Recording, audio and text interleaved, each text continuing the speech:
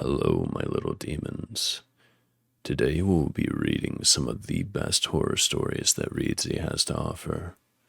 Before we start, there's a few things that I need to mention. Some of these stories are written by other authors, and links to their stories will be timestamped and added to the description of the video. If you enjoy the stories and the narrating, please consider going to the links and giving the stories a like, liking this video, and subscribing for more content like this. We'll start out with one of my own stories. For some background information, the story is based on true events. This is an accurate representation of the night terrors that I have almost every night. Nevertheless, I hope that you enjoy the story. First story. The title to this story is Self-Deprivation. It was written by me, Vox Inanis, and posted on February 1st, 2021. It was cold, damp, and dark. I couldn't see a damn thing in any direction until the humming of moving electricity shot through the darkness and ignited the emergency light leading down the hall. With flickering visibility, I toiled my way through. With each footstep, a splash of dust erupts from under my foot and into the air, making it stuffy and thick. In a desperate attempt to clear my lungs, I begin to hack and cough violently, rattling my rib cage and my chest. My throat began to feel hoarse and raw, as if sandpaper had been lodged in my mouth and was traveling through my innards. My eyes began to water and my coughing grew in intensity, quickly attracting the dust like moths to a flame. As the debris entered my eyes, all vision left me as I scrambled to clean them. Dropping to my knees, I let out a pathetic moan of pain and urgently raised my hands to my eyes to wipe them. Pushing in with dirt-covered fingertips, I quickly saw the error in my actions. Scraping the insides of my eyes with the unknown sharp pieces of crud all over me, my eyes began to bleed. How did this happen to me? Where was I? What is this stuff filling the air, and why does it burn so badly? The thoughts and questions continued to race through my mind as I was quickly losing hope and growing in confusion. Unable to keep balance enough to stand, I began crawling in the direction that I had started down. Maybe there was someone who would find me, someone that could help. Some time had passed and I had dried blood forming tear lines down my face. The pain no longer bothered me, instead feeling more like a distant annoyance.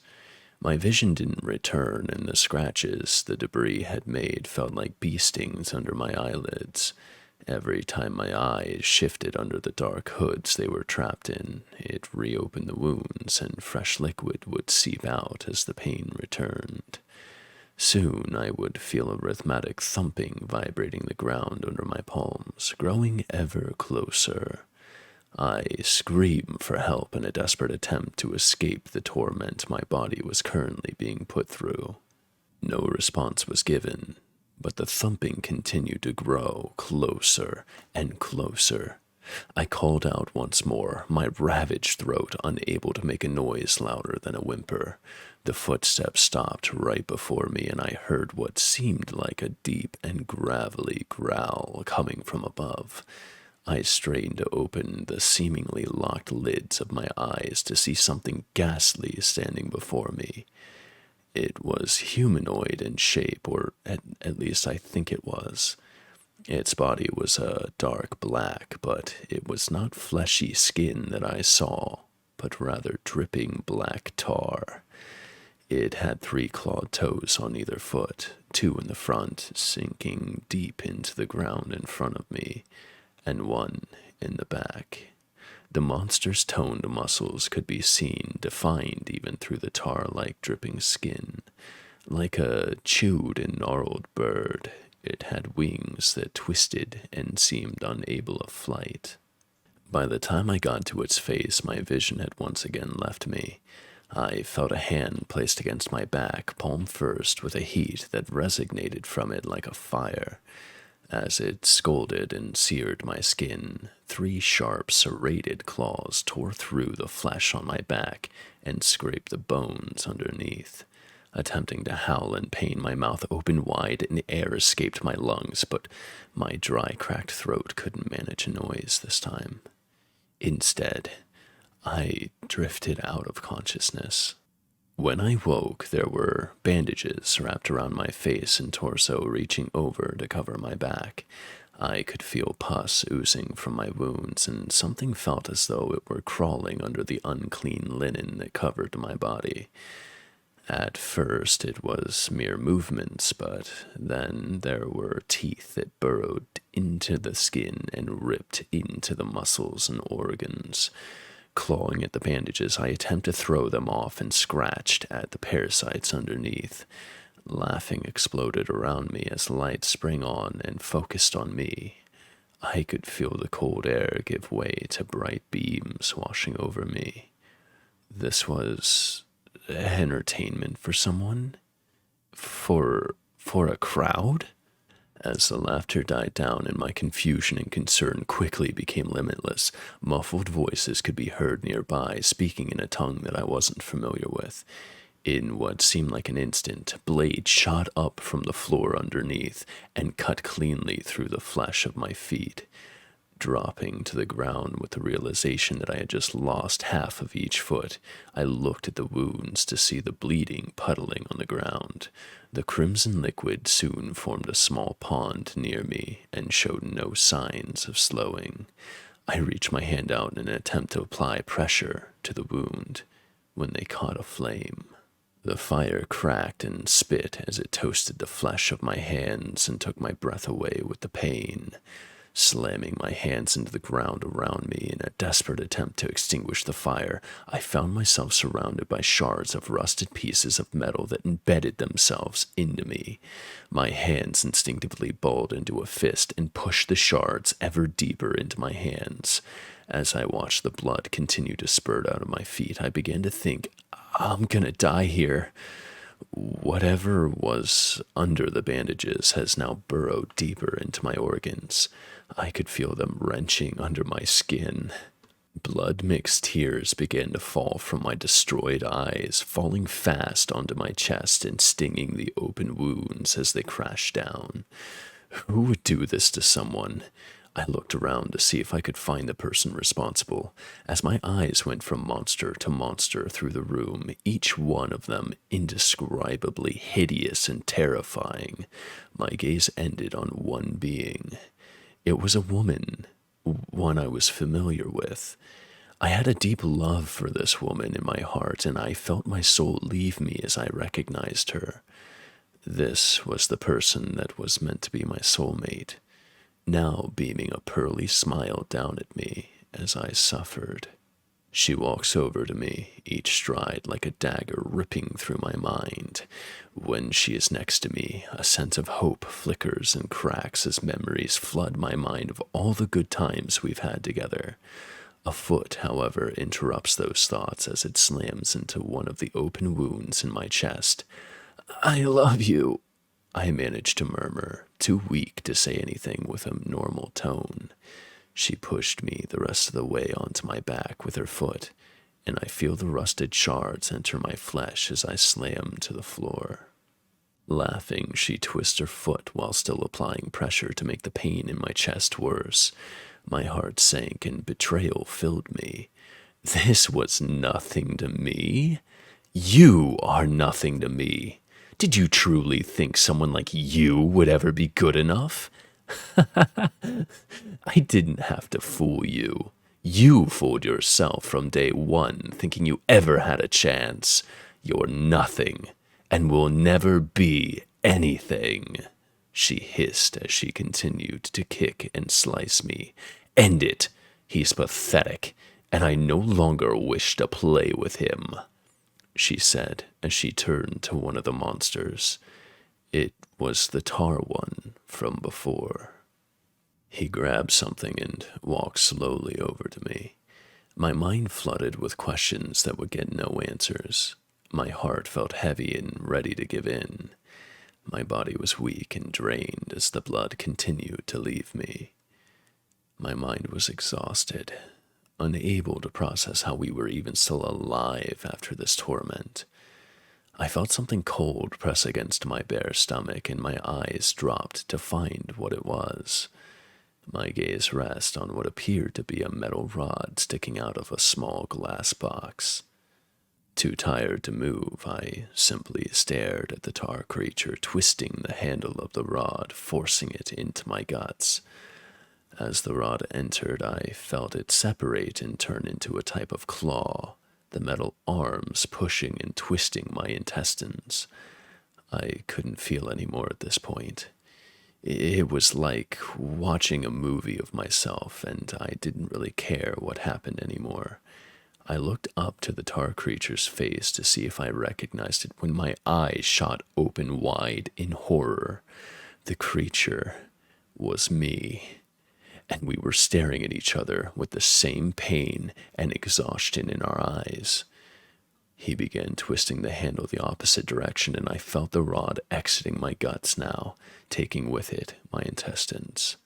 Slowly, I watched as the monstrous version of myself extracted my organs, like noodles out of a bowl.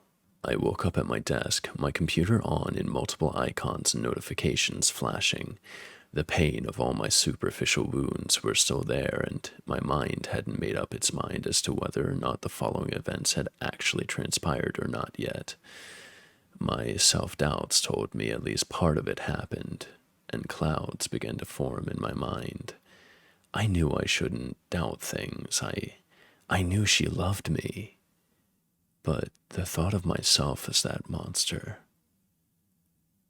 Why would anyone love me? Why would anyone choose me? Tears start to stream down my face as I continue to allow my mind to flood me with negative thoughts. I am weak and so disappointing. Why do I allow these things to continue to happen? Second story. The title of this story is Dreams of Fate by Gunnar Ladd, posted on June 12th, 2021. Noah Griffin had bolted awake. His eyes flew open and his limbs flailed, messing up the sheets. The glass-like knocking continued to come every few seconds as he whimpered. He looked down at his hands, made a fist, opened and wiggled his fingers. Yep, he was awake. This wasn't a dream after all. Gathering the courage to look for the source of the noise, Noah rolled over in his bed so that he was no longer facing the wall. He kept his eyes shut as he did this, so that he wouldn't feel like an idiot if it were just a branch or a bird at the window. Once over on his side, he peeked through his eyelids, holding his breath unknowingly as he did so.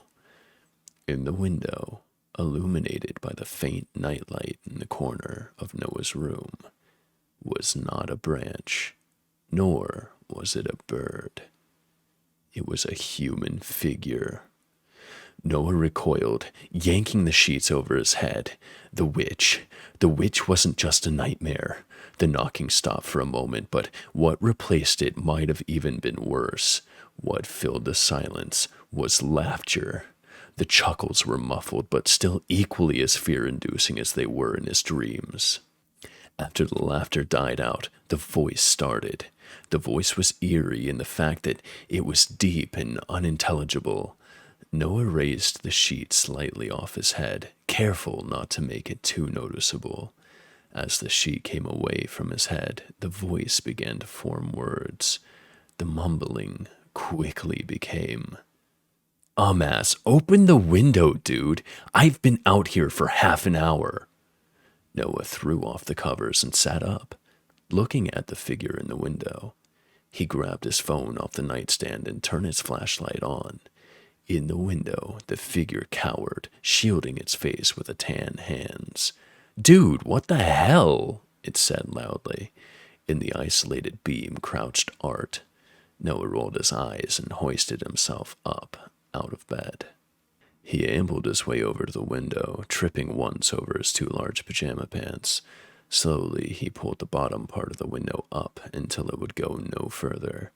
Art shrunk through the window and nearly fell as he stepped down into Noah's room, prompting a threatening look from Noah. Dude, we're 18 now. Have you not realized that pulling the covers over your head wouldn't protect you from a murderer? Art teased.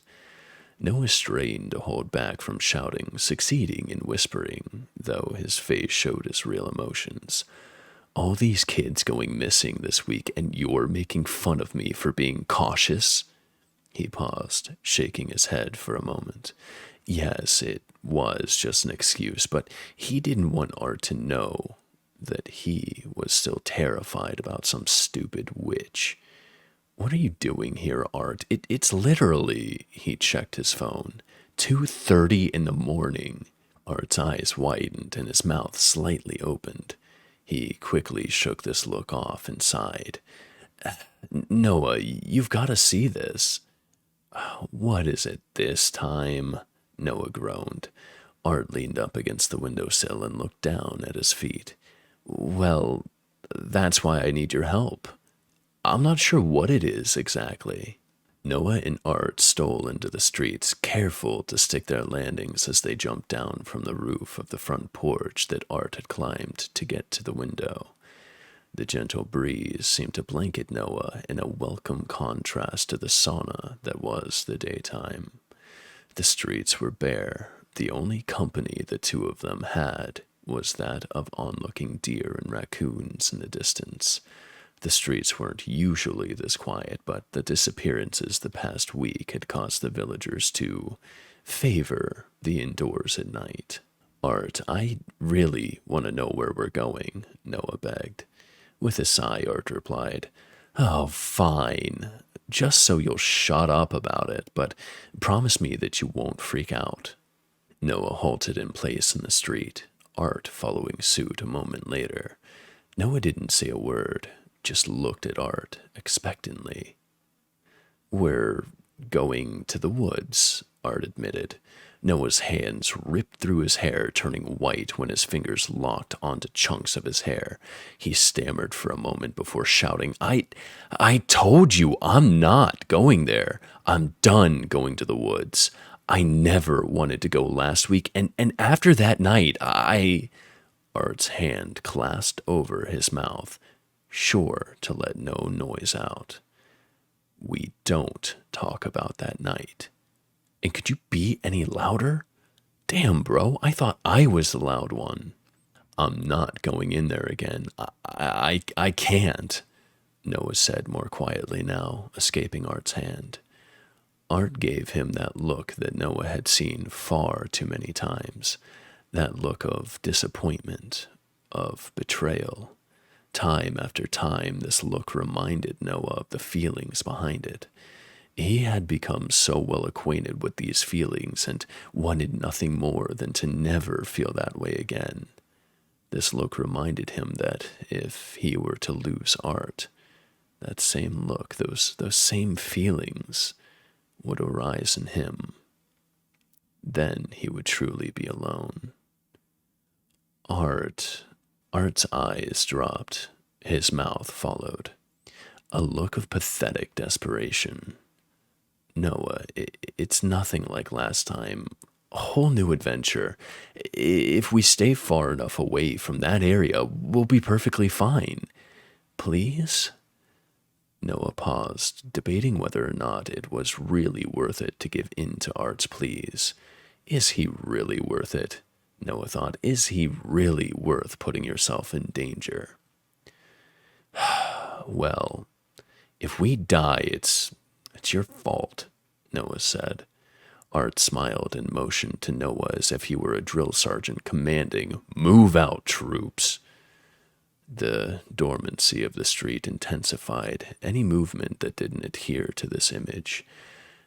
With every rustle of bushes, Noah's head snapped to the source of the noise, knowing that it was going to be nothing but a teeny creature, but too wary to take any chances. After one particularly large reaction, Art snickered. Noah feigned indifference, and the two of them pushed forward. As the woods approached, Noah could feel himself tensing. To Noah, just about any place on Earth was preferable to the woods. Seeing it now made his breath quicken. He glanced over toward Art and saw that he was sweating. Noah said nothing to him, but he knew that Art was not big enough to work up a sweat after walking this short distance. Into the woods they went, Noah falling back so that Art could lead them to whatever it was that he wanted Noah to see. With the street lights no longer reaching, Noah pulled out his phone and went to swipe on the flashlight, but his hand was intercepted by Art. No, no, I'll use the screen on my phone. More low-key, Art said quietly, almost in a whisper. Art unlocked his phone, tapping it periodically to stop the screen from going dark. The two of them continued on through the woods. Noah had noticed that Art's footsteps were cautioned, avoiding any fallen twigs. Noah followed suit. Further up the trail, the road forked. In the grass between the two paths stood a post with a sign on it. Noah gave the sign a puzzled look, unable to read it through the ink of the night, but feeling as though he recognized the area. He and Art had come to the woods many, many times throughout the years and explored many different parts of them, which made him unsure of which section this really was. There were many of these signposts throughout the woods, and all of them looked the same. Before Noah could decipher what the sign said, Art pulled his arm, leading him down the path to the right. Noah opened his mouth to object, but thought better of it. They needed to stay quiet. One could never know who or what was in the woods. The path led them on an uphill, one that caused the both of them to start breathing heavier as they trekked up it. It wound left and right through the trees like a snake. Noah had come to the realization that, oddly enough, the sounds of animals that he had heard on the streets were no longer present in the woods. It was eerily quiet, something that he hadn't thought to be the case the previous time that they had ventured here. The ground began to level out and the trees dispersed ahead of them. The dirt path turned to grass as they continued onward. Noah squinted his eyes, trying to adjust to the dark, which he thought he had already done. This area seemed to be darker than the rest of the woods, however. After a minute or two of walking in the treeless area, Noah yelled, "Ow, what the f—" drawling out the F. Blowing air through his nose, he snatched Art's phone from his hands and turned on the flashlight, pointing it down at his feet. Protruding from the ground was the object that Noah had smashed his shin into as he was walking. In a small voice, Art said, "Noah, please don't be mad at me." "You brought me back to the cemetery," Noah screamed. "You said it was going to be nothing like last time." Stepping toward Noah and motioning with his hands to quiet down, Art begged, "It's not like last time. Look, I knew if I told you where we were going, you wouldn't come. Just please, let me explain what's going on."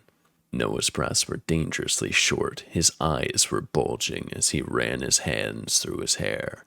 He was too overwhelmed to say anything in response. Art took the opportunity. "The last time we came here, it was after one rumor I heard about the witch. Well, I had a nightmare about the witch last night. The longer the dream lasted, the more I was sure that she was the witch in the tomb, the one from the story. I couldn't get her out of my head, so after that, I did some research to see if what happened was real or if it was just in our heads." He paused, seeming to be waiting for Noah to say something. Noah's hands were still in his hair, but his breathing had relaxed a bit. He still said nothing. Art continued, Well, I learned that when all the people went missing in 1994, one of the victims was at the witch's tomb earlier that week, the night before the disappearances started. Sound familiar? Noah cupped his hands around his nose, sliding them down until his thumbs were propping up his chin. He could feel the tears welling in his eyes, but didn't dare to let them go. He was not going to have a repeat of last time. I I think I need to sit down, he said quietly. He took a seat, propping himself up against the headstone he had rammed his shin into. Art remained standing. The girl who visited the tomb was named Nicole. Investigators found her journal in her room and found that she had been having nightmares involving a witch for 3 nights before she went missing. Art paused, taking a deep breath. I had that nightmare last night, but I haven't slept tonight, so I haven't had the chance to dream again. How about you? Noah froze. His mind ran wild with all of the possibilities of what this could mean. The witch wasn't just invading his dreams, she was invading Art's too. Noah opened his mouth and paused before letting out a big breath. Then he spoke. I've been having the same dreams. One yesterday, and you woke me up out of the one that I was having tonight. Art stood still for a second as well. He looked genuinely disturbed, a face that Noah thought he had never seen him wear before now. Art said blankly, "Fuck."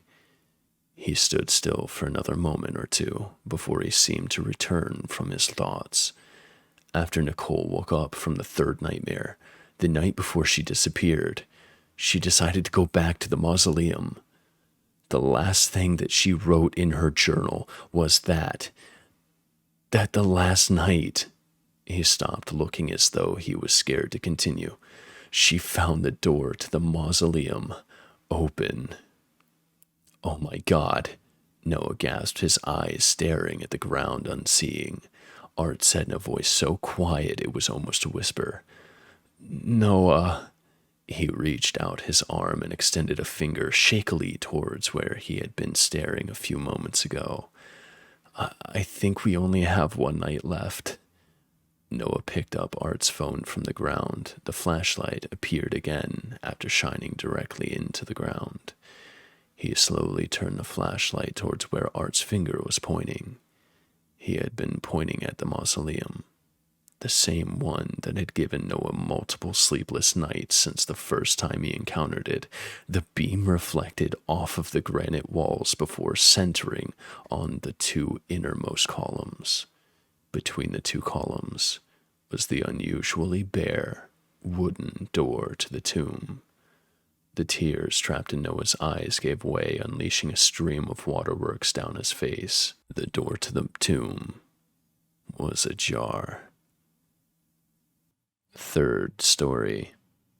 The title of this story is The Girl in the Thin Dress by Pallas Athena, June 9th, 2021.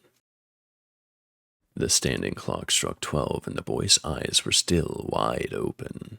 He was playing with his watch, putting it on and off, on and off.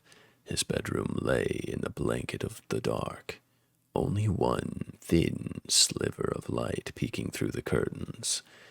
It was fighting a fierce battle against the darkness. The darkness was winning.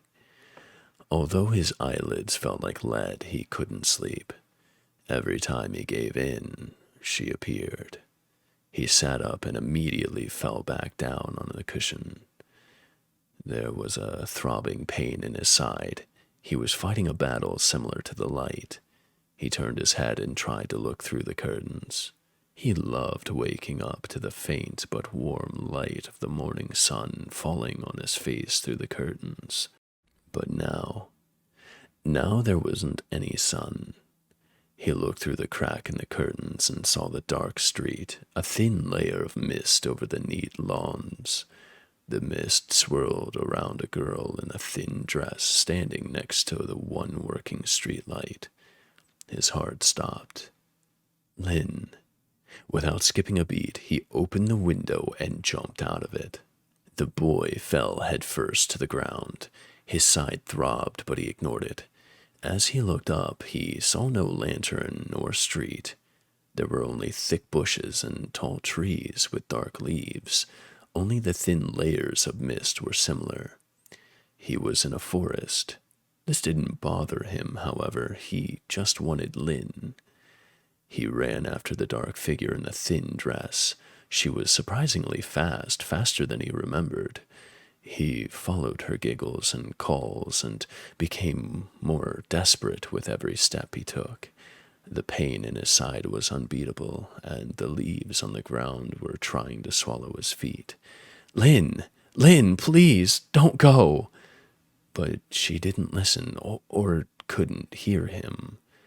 She just kept running, her giggles now becoming fainter and her footsteps less clear.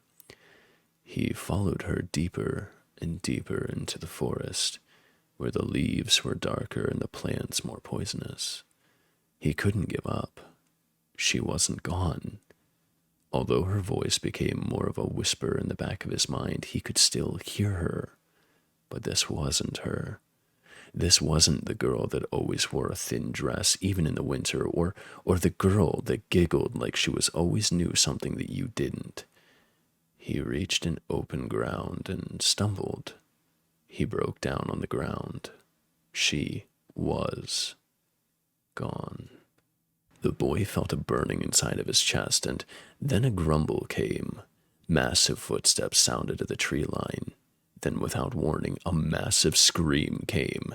He didn't know if it came from him or from the thing that made the footsteps, but what he did know is that it wasn't all right. He jumped up and saw a massive monster, its biceps looking like they were about to pop. It had huge paws with razor-sharp claws. Its face had only one emotion: rage. Its black eyes took him in for a moment, and then it opened its mouth to show the 7 rows of teeth, like 1,000 little soldiers in the beast's mouth. They were both screaming in rage, and without any rhyme or reason, he charged at it. He didn't stand a chance, but that didn't matter to him. He was just mad. When the boy reached the beast, he tried to tackle it like a linebacker. It didn't budge, but it also didn't react. It just kept roaring, not aware of its surroundings. The roars weren't incomprehensible. They were more moans. "It isn't fair." The boy looked at the beast and felt another emotion in his chest: pity. He pitied the enraged beast, forever doomed the moan, blinded by its rage. He sat before it, laid a hand on its snout, and said, "I know. It isn't, but that's just life." The beast didn't stop, for it would always be unfair. The boy did stop, however. He stood up and felt the rage go down. The boy now realized he didn't know the way home. As he wandered through the forest, it was watching him. The trees were talking about him, judging him. Upon further inspection, the leaves seemed to have an eye pattern on all of them.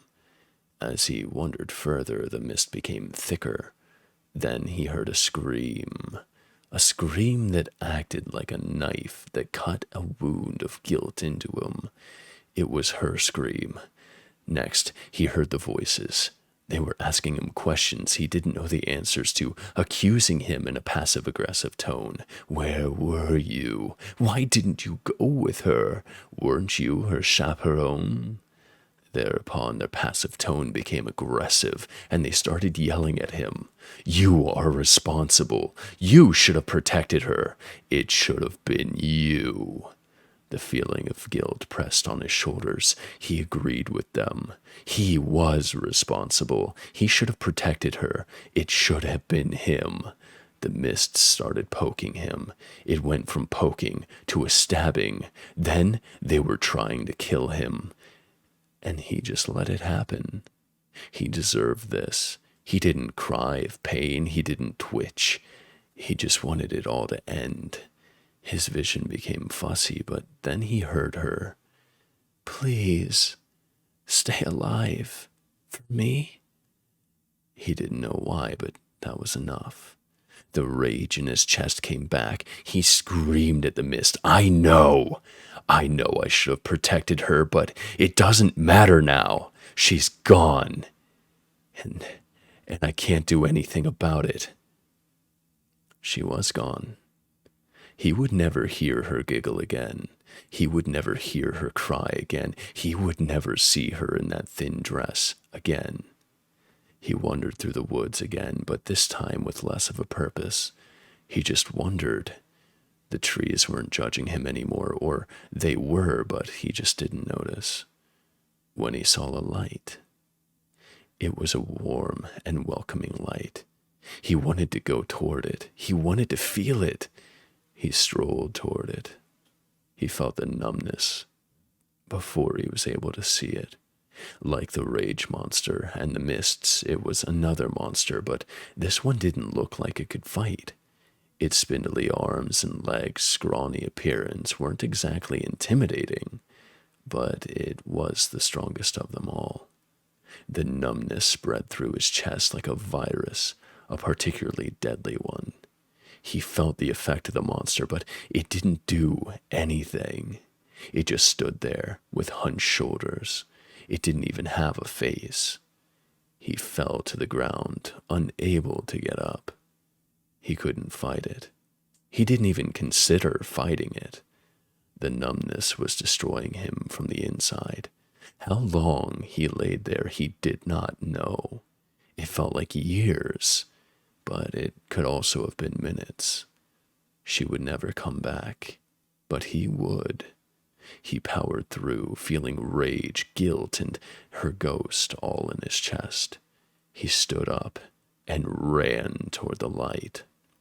He stuck out his hand to the light. It felt nice, warm. He took a step forward into the light. He jumped back as it took the form of a window.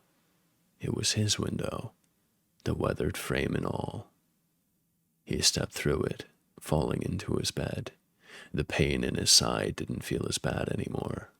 The morning sun felt welcoming on his face. He lay down and whispered, "Goodbye, Lynn." Fourth story. The title of the story is Dark Deceit. It was written by me, Vox Inanis, and posted on May 7th, 2021. Darkness encroached on every nook and cranny of the pitch-black hallway. The cold, damp atmosphere sent chills through my spine as I stumbled forward, a dim lantern being my only source of light to guide me on my path. This place always creeped me out, ever since I started working here 25 years ago. In all my years, I never thought the atrocities that happen today to even be possible. There is a weight on my chest that fills my mind with dread and my heart with worry. This place has never seen a form of darkness like the one that blankets it this night. Through the pain and mental torment, I continue with my goal of fixing all the wrong that has been done. My body feels stiff as I drag my left leg forward in a limp. The lacerations inflicted by the blade formed puddles of blood that I leave in my wake, acting as a breadcrumb trail to anyone pursuing. The picture of my family, my wife and kids, sears into my mind as I think about what might happen to them should I fail to complete my task. My love burns deep inside, pushing my body forward against the force that begs it to stop. The lantern bounces up and down against my swaying body, throwing light against the wall and floor with unbalance. Doors align on either side of me, each room a place to harbor the monsters that inhabit this awful place. Screams and moans from the layers of the broken and the damned fill the hallway as they hear me moving forward. The dark tunnel that I traverse is, aside from the trail of blood, empty. Its cold and unwelcoming tiled floor invites the echoes of my feet, the noise of which would alert the dead should they be nearby. Panic starts to wash over me like a monsoon tearing through a village. They knew where my family lived. They knew my one weakness. My wife and my kids were the one thing in this world that could drive me against all that I believe.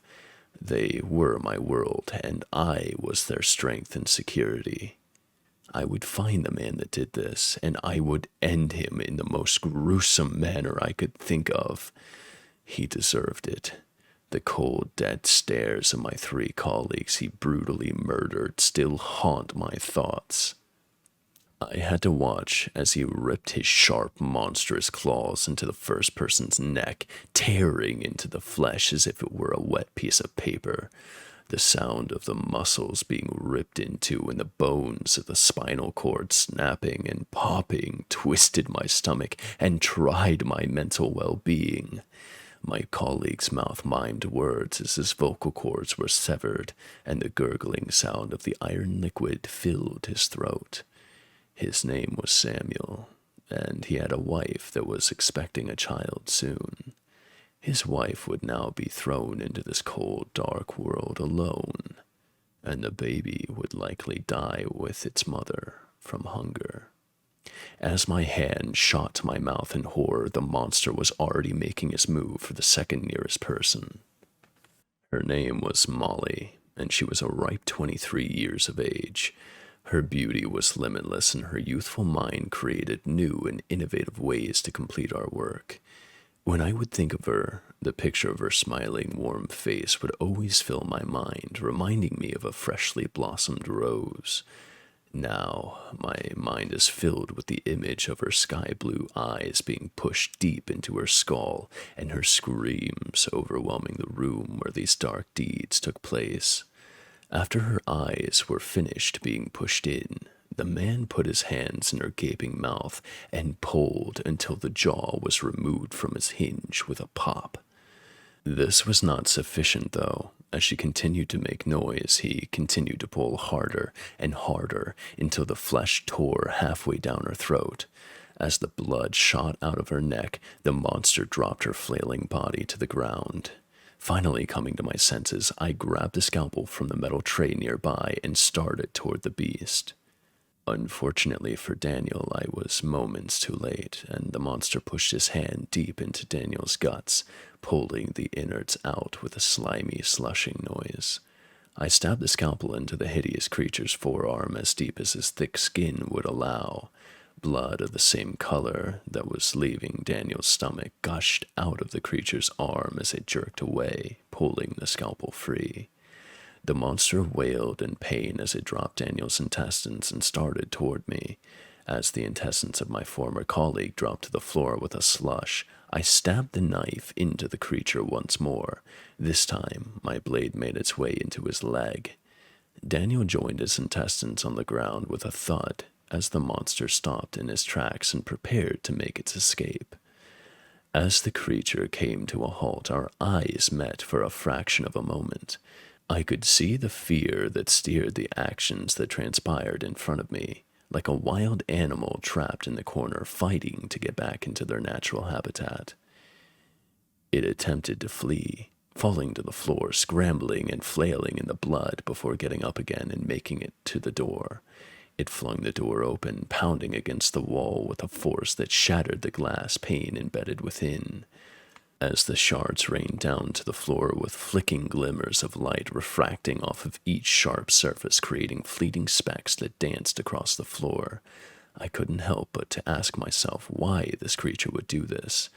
The family of this monster entrusted us with his care, to try to make him better, to cure him. You see, this monster is, or was at one time, human.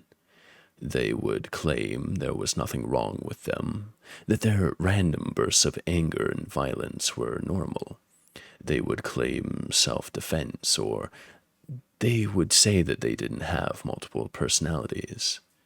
We knew the truth, though, and it was our job to help these poor, tortured souls regardless of their wishes or desires. After some time had passed, my mind came back to reality, and I noticed the blood trail leaving the room. The creature was still bleeding, and leading me straight to them.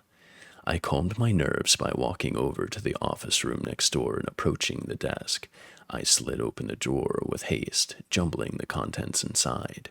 My hands found the bottle of the 15-year-aged whiskey I had been craving, as well as the .38 special revolver I would use to avenge my colleagues and end this creature's reign of terror. I ensured the revolver was loaded, spinning the cylinder and listening to the click of the gear. When I was satisfied, I opened the bottle and downed the beautiful amber liquid. As the burn carried its way down my throat and into my stomach, I tucked the gun into my waistband, grabbed the lantern from the desk, and made my way into the hallway. It wasn't until I re-entered the darkness of this tunneling trail that I noticed my leg had been hit by something blunt, causing a slight limp in my step. Mental patients. That's what they wanted us to call them. To me, they were all creatures of terror and darkness. They couldn't be cured or saved. Nothing we ever did truly helped them. Most of our patients would get worse after our treatments, but after some time I realized we weren't there to cure them. We were there to punish them for their wickedness and sin, to torture them as they tortured their loved ones. We were good at what we did too, finding new and innovative ways to inflict pain without causing death.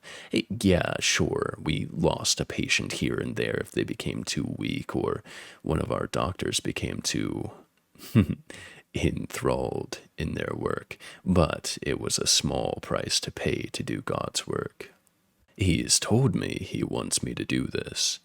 He's told me this was my purpose when he put me on this earth. I take the Lord's words very seriously, and so I have made it my duty in life to make sure I complete each job to the best of my ability. I failed with this demon, though, and now I must right my wrongs, or my family will feel the wrath of God as retribution for my lack of ability. Continuing down the dark corridor, the screams of the others filled my head with rage and torment. I steady my nerves and continue, resolute in my goal. The trail of blood I was following finally led straight to the main hall of the asylum. Being the middle of the night, the room was empty and shared the darkness of the hallway. I stood in the middle of the room, swaying the lantern from side to side in an attempt to find the creature, and as the spotlight hit the humanoid shape slumped in the corner of the room, I frantically grabbed for my pistol. Pulling the hammer of the gun back with a click to indicate that it was ready to fire, I aimed the barrel towards the thing that took my friends from me. It was mumbling something repeatedly, but I couldn't quite make out what he was saying. It was most likely something foul and disgusting, possibly sexual in nature.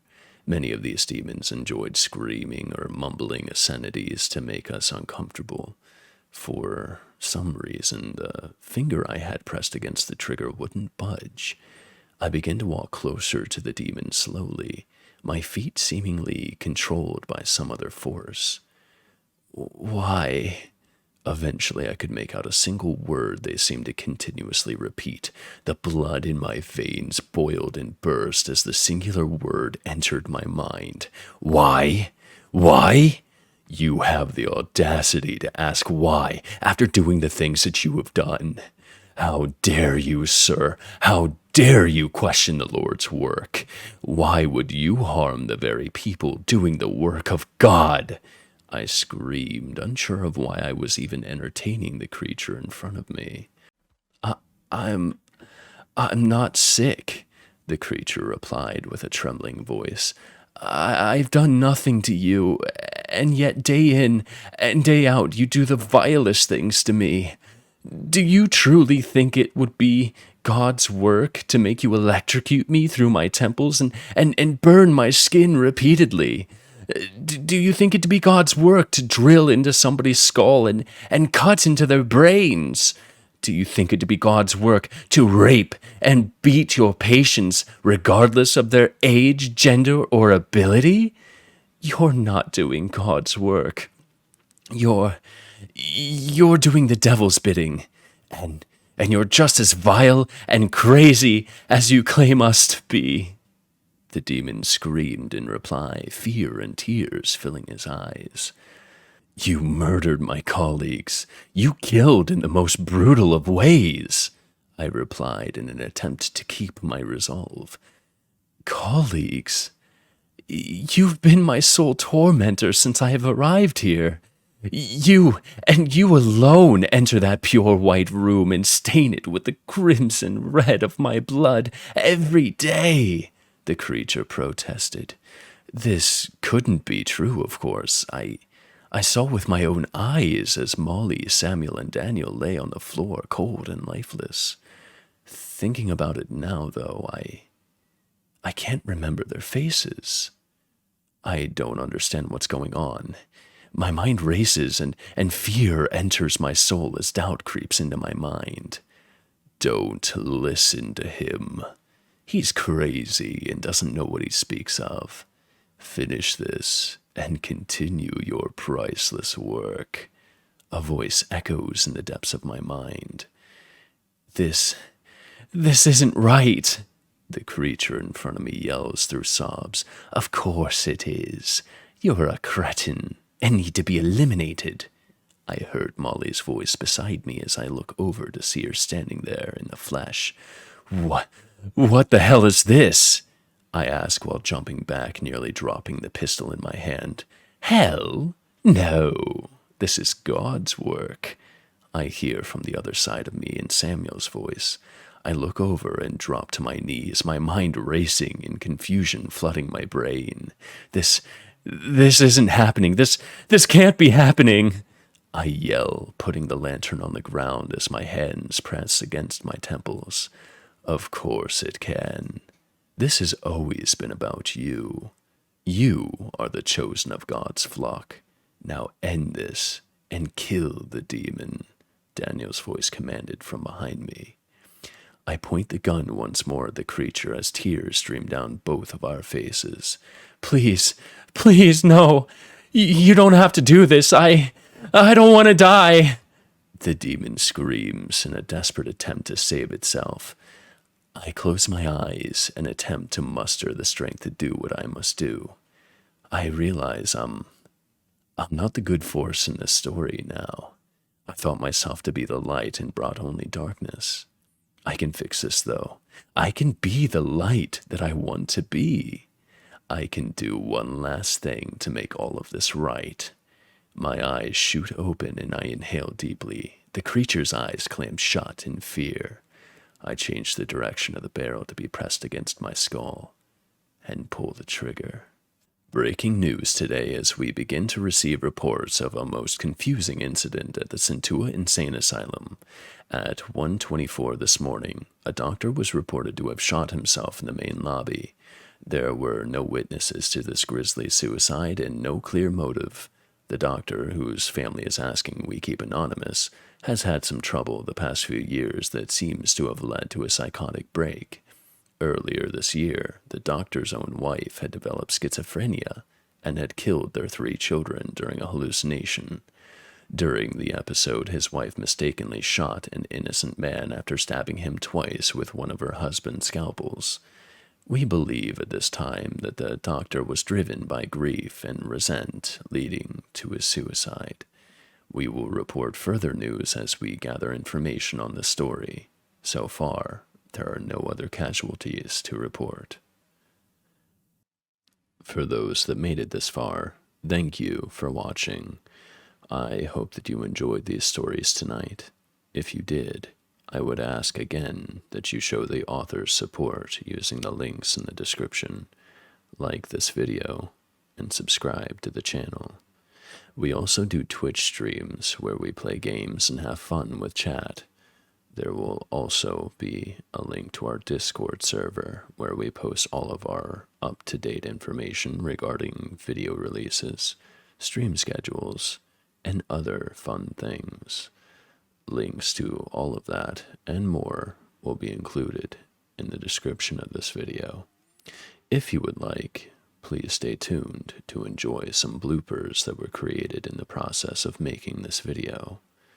Thank you, and good night. The thoughts and questions continued to race through my mind as I quickly... Fuck. I swear to God, English is my first language.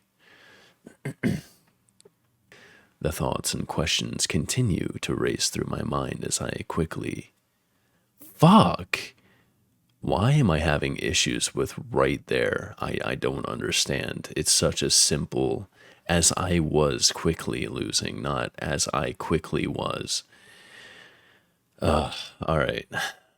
Hey, you know what? Third time charm thing. Yeah. Moving on. English is very fun, right? It's alright. We made it past. We made it past. It scolded and seared my skin. 3 sharp seared, serrated, seared and serrated. They are so similar. Fuck. Alright, I can do this. It's all in my head. It's all in my head. Can't even read my own fucking story. Alright. As it scored it. New word, guys, scored it. It's scorched and scolded and seared, all in the same word. That's what it is. Cool. Awesome. Love English. Fuck me. No, not squirt. Squirted. It's a new word. Don't fucking judge me. Okay, anyway. By the time I got to its face, my vision had left. Once it, fuck me, I cannot read the most simple of fucking words. Okay, alright, we're good. I'm not gonna have a fucking psychotic breakdown and fucking destroy my computer and shoot myself in the head. That's not what's gonna happen here. Okay, alright, we're good. Palm first, with a heat that resonated from it like a fire. As it scolded, fuck.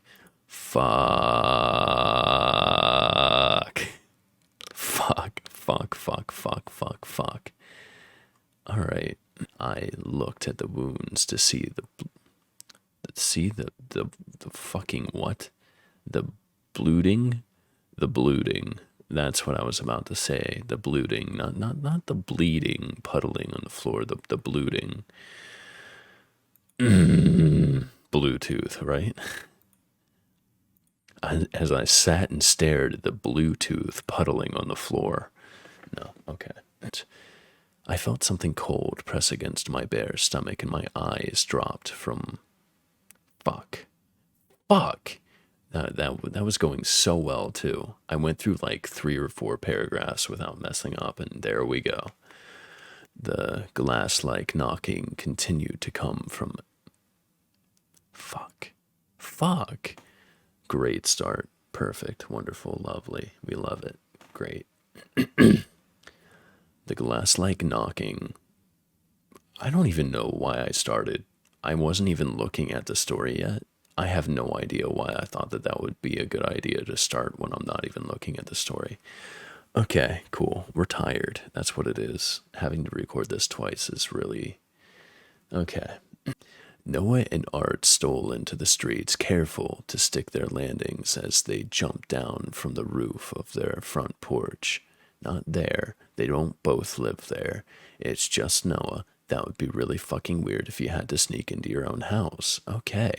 Try again. The path led them... Fuck me. I don't know where I was going with that one. Alright. And harder until the flish. What the fuck is a flish? This was not...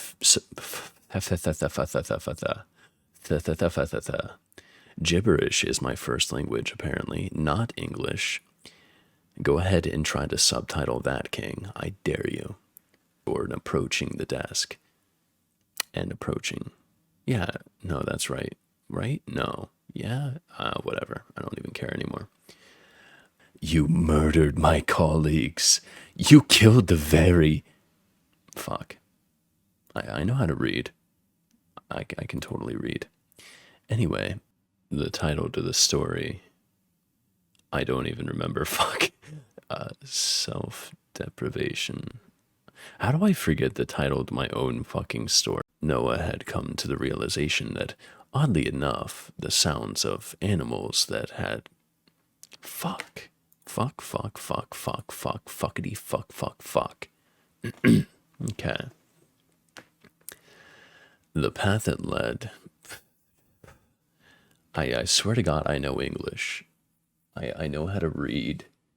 I passed middle school and high school, I think. Anyway, the path that. Fuck. Maybe I haven't. Maybe I just imagined all of it. Maybe I'm still in school. I'm actually 5 years old. I'm just trapped in this weird mental state where I'm going through life thinking that I'm living it, but in all actuality, I'm just imagining years going by, years and years of life going by, living through all of this shit, going through all of this mental torment and torture, but in all actuality, I'm sitting in the nurse's office, concussed from a kickball accident, never actually living through any of it. Nah, okay, that didn't happen. We're just gonna move on.